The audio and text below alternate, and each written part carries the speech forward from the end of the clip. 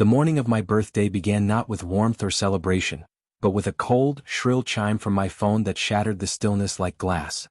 It was 9:17 a.m. when her message appeared in the family group chat, a message meant not for just me but for everyone, her parents, my siblings, her friends. Nobody's coming to your birthday bash. Time to act your age. Each word sliced with surgical precision, designed to humiliate, to wound, and most importantly, to announce the end of something sacred.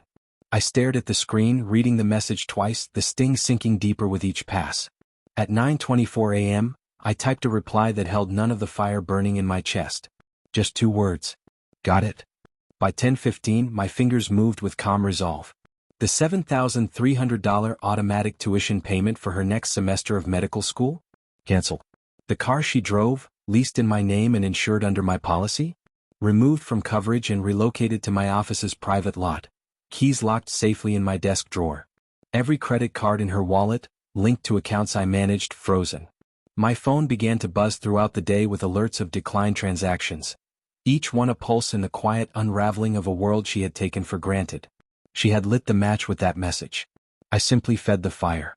We'd met 6 years earlier in the sterile hum of a hospital cafeteria. She was stunning, ambitious, radiant, and magnetic in a way that made people lean closer without even realizing it. I was captivated. I remember her once saying, "Ambition without love is hollow," and I believed her. I held those words like a vow. So I poured everything I had into her. I worked 60-hour weeks, paid for her tuition, bought her every textbook, every lab coat, every overpriced caffeine fix during her late-night cramming. I knew the details that shaped her world, the exact way she liked her black coffee, the twitch of her left eyebrow when stressed. I built a foundation beneath her feet, believing we were climbing together. I didn't realize she was using it as a ramp to walk away. The cracks didn't come with explosions. They came in whispers. Her phone, once carelessly left unlocked, now guarded like a bank vault. Showers stretched to unnecessary lengths. Eye rolls became her native tongue. Then the distance, palpable and hollow, settled in like fog. At dinner, she sat across from me but looked through me, as though I was merely furniture occupying her space. 3 weeks before my birthday, I found an Uber receipt, 11:47 p.m., from our home to an apartment building just 12 minutes away. She said it was for a friend. I nodded and swallowed the lie. 10 days before that, she forgot our anniversary entirely. Claimed she was buried in study sessions. Her phone's location history told a different story. A Mediterranean restaurant, candlelit, reservation for 2. I screenshot the evidence but said nothing. I wanted to see how far she'd take it. Her birthday message wasn't a mistake. It was a scalpel aimed at the jugular. So I responded, not with shouts, not with confrontation, but with precision. I severed the financial lifeline she never thought to question. She never knew I'd prepaid her tuition. Never knew the car was legally mine. Never checked where her money really came from. The moment I pulled the plug, her world began to dim. By 2 p.m. her school called me in a panic. Her payment had bounced. She sent a request for a loan. I left it unanswered. By 5 p.m. she tried starting the car. It didn't budge. She called twice. I watched the screen light up and did nothing. At 7 o'clock she showed up outside my office. Still in her scrubs, a half-empty Starbucks in hand, her mascara bleeding down her cheeks like war paint. "You're behind this," she accused, voice trembling but still laced with arrogance. "No," I said, meeting her gaze. "You are," she pleaded. She said the message had been a joke, sarcasm misunderstood. I asked her about the man at the restaurant. She said nothing. I told her I wasn't angry. Anger would have meant I still cared. I was simply done. And with that, I walked back inside and closed the door behind me.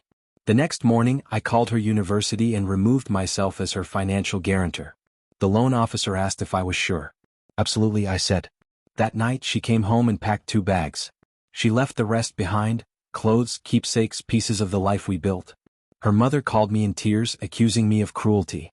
I sent her the screenshots. She never called again. 3 days later, the man from the restaurant reached out. He hadn't known she was married, he said. His voice broke with guilt, shock, and disbelief. He ended things immediately.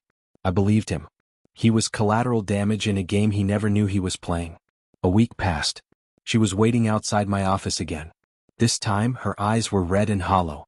She followed me to the elevator. "You ruined everything," she whispered. "No," I said, my voice calm. "I just stopped funding it." She flinched, the weight of reality pressing down. You'll feel this, not me. Every door that stays closed, every class you can't pay for, every date who sees through you, they'll all remind you. She didn't cry. She didn't yell.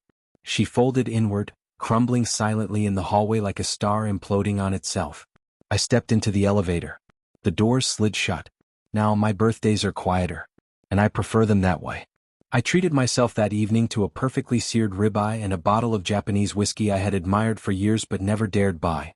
I sat at the bar, alone, yes, but free. Not hollow. Not broken. Liberated. She thought I would fall apart without her. But she forgot one thing. I was the one who made her world possible. I was the architect. And when it was time, I became the demolition crew. It's been 3 weeks since her last message. I can still recite her voicemail greeting from memory. Hi, this is Daniela.